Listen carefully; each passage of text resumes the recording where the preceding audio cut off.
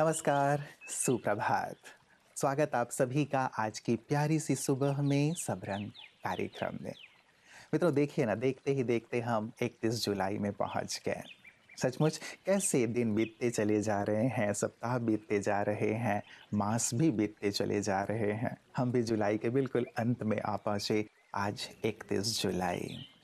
खास इसलिए मैं आज के दिन को याद कर रहा हूँ क्योंकि 31 जुलाई को ही मुंशी प्रेमचंद जी, जो कि उर्दू और हिंदी के महान साहित्यकार रहे हैं, जिनकी कहानियाँ पढ़कर, उपन्यास पढ़ कर के हम बड़े हुए, कहानियाँ पढ़कर बड़े हुए, अब बड़े होकर के उपन्यास पढ़ रहे हैं।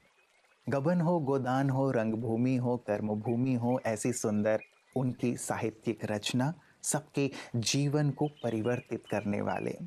पूस की रात हो, नमक का दरोगा हो या पंच परमेश्वर जैसी कहानियां हो, सचमुच जीवन मूल्यों को सिखाने वाले। आदर्शवाद और यथार्थवाद का बेहतरीन एक समन्वय उनके साहित्य में देखने को मिलता है। तो समाज के लिए, संसार के लिए, हम सब के लिए वरदान मुंशी प्रेमचंद जी, जो हमें बहुत कुछ सिखा गए। 31 जुलाई 1880 को उनका जन्म हुआ और देखें कि कैसा एक संयोग है कि 31 जुलाई 1980 में मोहम्मद रफ़ी साहब, जो कि मशहूर गायक रहे हमारे देश के, जिनके गीत न केवल भारतवर्ष लेकिन सारे संसार में गूंजते हैं, उन्होंने अपनी आंखें आज के दिन ही बंद की। किसी ने आंखें खोली तो किसी की आंखें बंद हुईं। बहुत कुछ ये भी हमें सिखा जाता है, जीवन के सत्य को सिखा जाता है कि आंखें खुली हैं तो आंखें बंद भी होंगी। लेकिन आंखें खुलने से लेके आंखें बंद होने तक की अपनी यात्रा को हम यादगार बना लें, ऐसा यादगार जो हम भी अपने ऊपर गर्व कर सकें और सारा समाज और संसार भी दिल से हम पर गर्व कर सके। ऐसी सुंदर बात के साथ लिए चलता हूँ आपको आज के सुंदर सुवाक्य की ओर।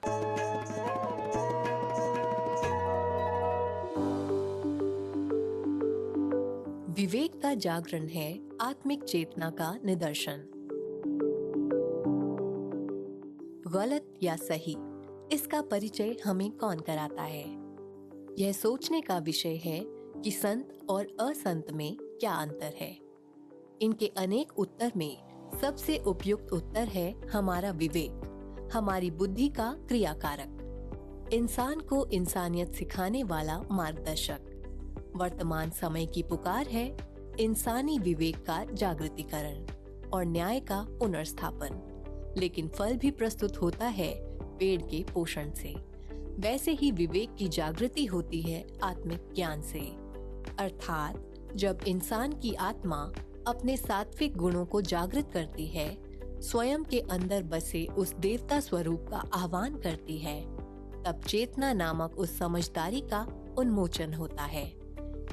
इसीलिए प्राथमिक स्तर पर ईश्वर से जुड़ना, आध्यात्मिक चिंतन करना, मानविक व्यवहार चरित्र में शामिल करना आत्मिक मनोवृत्ति के लक्षण हैं। इसका अंजाम है विवेक का जागरण और सही गलत का संकेतीकरण।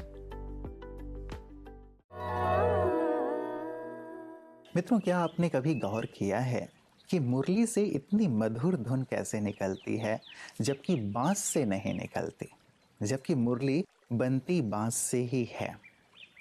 कारण ये है क्योंकि मुरली में कोई भी गांठ नहीं होती और बांस में गांठ होती है, इसीलिए मुरली से बहुत सुंदर मधुर धुन हमारी कानों तक पहुंच पाती है। मित्रों, बहुत कुछ सिखा जाती है ये बात कि हमारे मन में भी किसी के लिए गांठ नहीं होनी चाहिए। यदि मन में गांठ है तो मन से मधुर संगीत नहीं निकलेगा, मन आनंदित नहीं रहेगा।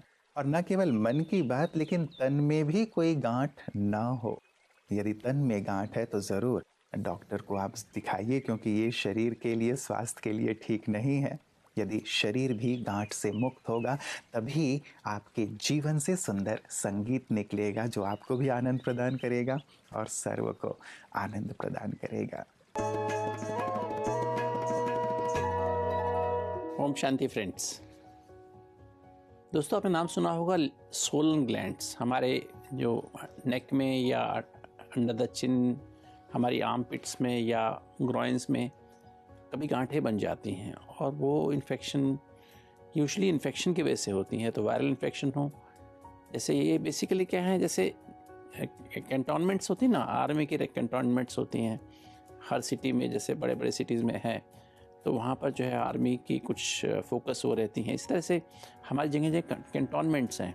जैसे हमारे जो पूरे हेड को ड्रेन करने के लिए हमारे पास यहाँ पर चिन, अंडर द चिन हैं कुछ लिम्फेटिक ग्लैंड्स होती हैं, लिम्फ नोड्स होती हैं, जहाँ पर कि इम्यूनिटी मतलब अर्थात हमारे ब्लड में, हमारे लिम्फेटिक सिस्टम में अगर कोई भी वायरस एंटर करता है, कोई भी बैक्टीरिया एंटर करता है, कोई भी इन्फेक्शन, किसी तरह का भी इन्फेक्शन एंटर करता है, तो यहाँ से उनको पकड़ लिया जाता है, पकड़ के उसको मार दिया जाता है और हमें वो इन्फेक्शन जो फर्दर नहीं फैलता। जैसे यहाँ अगर मान लीजिए मेरे टूथ में इन्फेक्शन हो गया, दांत में इन्फेक्शन हो गया, या गले में टॉन्सिल में इन्फेक्शन हो गया, गला ख़राब हो गया, जुकाम हो गया, तो ये क्या होगा, हमारी ये वाली लिम्फ नोड इधर की बढ़ जाएंगे, यहाँ अंडर द चिन बढ़ जाएंगी, हमारे यहाँ नेक में लिम्फ नोड्स बढ़ जाएंगी। कान में इन्फेक्शन होती है, यहाँ पर लिम्फ नोड्स होती है प्री ऑरिकुलर, तो यहाँ लिम्फ नोड्स बढ़ जाएंगी। इसी तरह से हमारे आर्म पिट्स में, जैसे अगर कोई चेस्ट पे कोई भी इन्फेक्शन, बॉयल्स हो गए, या ब्रेस्ट में कुछ प्रॉब्लम हो जाती है, इन्फेक्शन हो गया, तो उसकी वजह से यहाँ पर हमारी गांठें बन जाएंगी। ऐसे ही पैरों में अगर इन्फेक्शन हो गया तो हमारे ग्रॉइन में इन्फेक्शन, गांठें बन जाएंगी। तो यूजुअली इन्फेक्शन से होती हैं, और कभी कभी कैंसर भी कारण हो सकता है कि दोस्तों जब हमारी गांठें बढ़ती जाती हैं, पहले छोटे से मटर जैसे होती हैं, फिर उसके बाद धीरे धीरे बढ़ते और बड़ी साइज़ की हो जाती हैं, और फिर बड़ी बड़ी किडनी साइज़ की भी हो सकती हैं, तो वो यहाँ पर जैसे यहाँ बन जाएंगी। तो हॉजकिन्स लिम्फोमा जैसे एक बीमारी है, एक नॉन हॉजकिन लिम्फोमा, उसमें मल्टीपल जगह हमारी गांठें बन जाती हैं, और पेट में भी गांठें बन सकती हैं। हमारी जो खाने की सांस की नाली है उसके आसपास भी गांठें होती हैं, और हमारे पेट में भी होती हैं, हमारी जो बड़ी नस जिसे ऑर्टा कहते हैं उसके आसपास भी होती हैं। तो ये सारी नसें जो है यहाँ पर जो है बहुत सारी, ये हमारे इम्यून सिस्टम को स्ट्रॉन्ग बनाने वाली होती हैं, किंतु जहाँ कहीं डेंजर होगा तो गांठें बढ़ जाती हैं उस इन्फेक्शन को एक सेंसर कंटेन करने के लिए।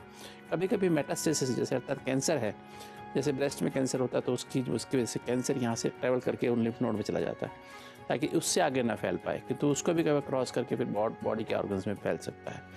तो दोस्तों ये जो सोलन ग्लैंड्स हैं, जब भी नॉर्मली तो जब हमारा जुकाम होता है या गला ख़राब होता है या हमारे कोई भी इन्फेक्शन होता है तो ये अपने आप ही ख़त्म हो जाते हैं। जैसे इन्फेक्शन, हमारा मेन इन्फेक्शन ख़त्म होता है, अपने आप ही ख़त्म हो जाती हैं, आपको कुछ करना नहीं होता है। तो अगर फिर भी ठीक नहीं होती हैं, बढ़ती रहती हैं, तो आप ज़रूर डॉक्टर को दिखाएं और अपने डॉक्टर की सलाह के अनुसार अपने टेस्ट करवाएं और उसके हिसाब से जो बीमारी है उसका फिर प्रॉपर इलाज कराएं। दोस्तों सोलन ग्लैंड्स एक बीमारी सिम्टम है जो कि हमें समय पर उसको पहचानना चाहिए, उसका इलाज करना चाहिए। ओम शांति।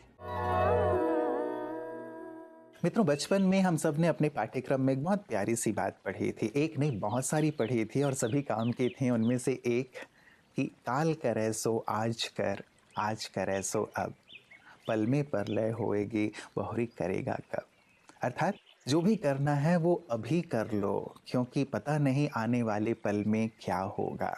तो क्यों ना एक सूत्र वाक्य अपने जीवन में बना लें कि मुझे जो भी करना है आज करना है, अभी करना है, इसी वक्त करना है, तो जीवन सफलता से भर जाएगा। और ऐसी ही कुछ सुंदर सी बात कवि मनोज खुशनुमा जी आज हम सब के साथ साझा कर रहे हैं। आप सभी को मनोज खुशनुमा का नमस्कार। ओम शांति। समय के महत्व को दर्शाती हुई प्रस्तुत है ये काव्य रचना, आ करें अभी। करना हो अगर कुछ काम कठिन, आ करें अभी, आ करें अभी।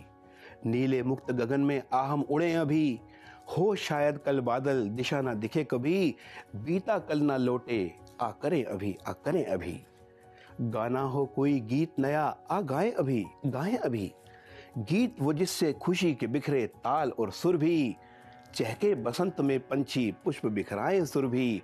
हर दिन में संगीत नया, तो गाएं अभी, गाएं अभी। बात हो गर मुस्काने की, मुस्काएं अभी, मुस्काएं अभी।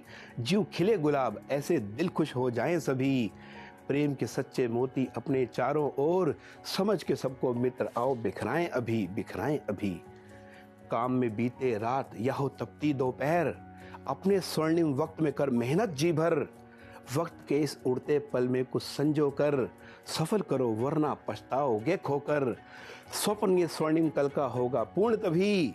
करना हो अगर कुछ काम कठिन, आ करें अभी, आ करें अभी, आ करें अभी। नमस्कार, धन्यवाद। आ करें अभी, सचमुच प्रेरक कविता।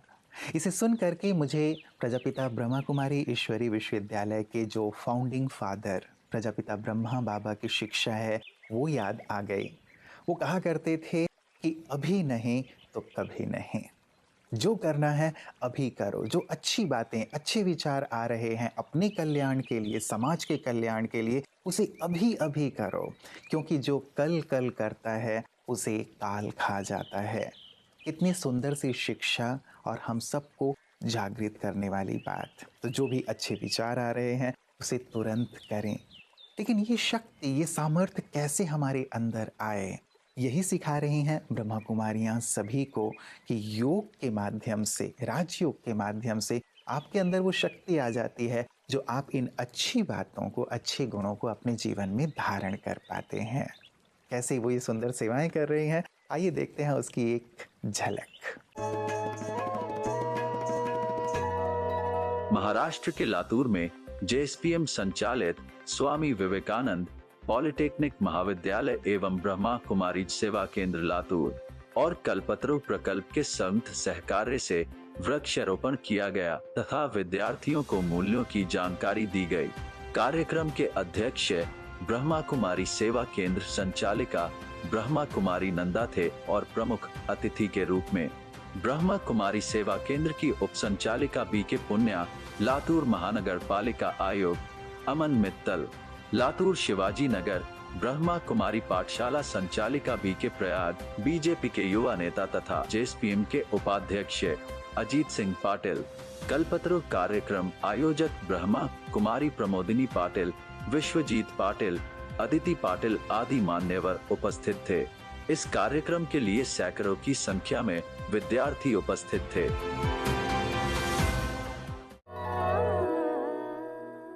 मित्रों, 31 जुलाई 1940 वो दिन जबकि भारत के महान सपूत उधम सिंह जी को फांसी दी गई थी। जलियांवाला बाग का जो कांड हुआ था उसमें उस समय पंजाब के जो गवर्नर थे माइकल ओडायर, उन्हें लंदन में जाकर के उधम सिंह जी ने बदला लिया था, क्योंकि ये एक बहुत बड़ी घटना थी जिससे पूरा राष्ट्र आक्रोशित था। ऐसे में उधम सिंह जी ने प्रण कर लिया था कि मैं अपने देशवासियों की ओर से बदला ज़रूर लूँगा और उन्हें सबक ज़रूर सिखाऊंगा। अपनी जान की परवाह न करते हुए 7 समंदर पार वहाँ जा कर के उन्होंने इसे अंजाम दिया। बहुत कुछ सीखने जैसी बात है मित्रों उधम सिंह जी से। बचपन में ही माता, पिता और भाई की मृत्यु हो गई, लेकिन उन्होंने अपने आप को इतना स्थिर बनाया, इतना शक्तिशाली बनाया, सशक्त बनाया कि देश के काम आए। और दूसरी बहुत सुंदर बात, वो सर्वधर्म समभाव की शिक्षा सभी को दिया करते थे। इसीलिए भले उनका नाम उधम सिंह था, लेकिन वो अपने आप को कभी राम मोहम्मद सिंह आज़ाद कहा करते थे कि सभी धर्म मेरे नाम के साथ जुड़े हुए हों। हम सब आज़ादी का अमृत महोत्सव मना रहे हैं, लेकिन जो आज़ादी हमें ऐसे क्रांतिकारियों और बलिदानियों की शहादत के फलस्वरूप मिली हुई है, उन्हें हमें कभी नहीं भूलना चाहिए। तो आज के दिन हम ऐसे महान शहीद को शत शत नमन करते हैं और उनके जीवन से समभाव की प्रेरणा लेते हैं, देशभक्ति की प्रेरणा लेते हैं और ये संकल्प लेते हैं कि हम अपने राष्ट्र को शिखर की ओर ले चलेंगे। नमस्कार, ओम शांति। जीवन के सब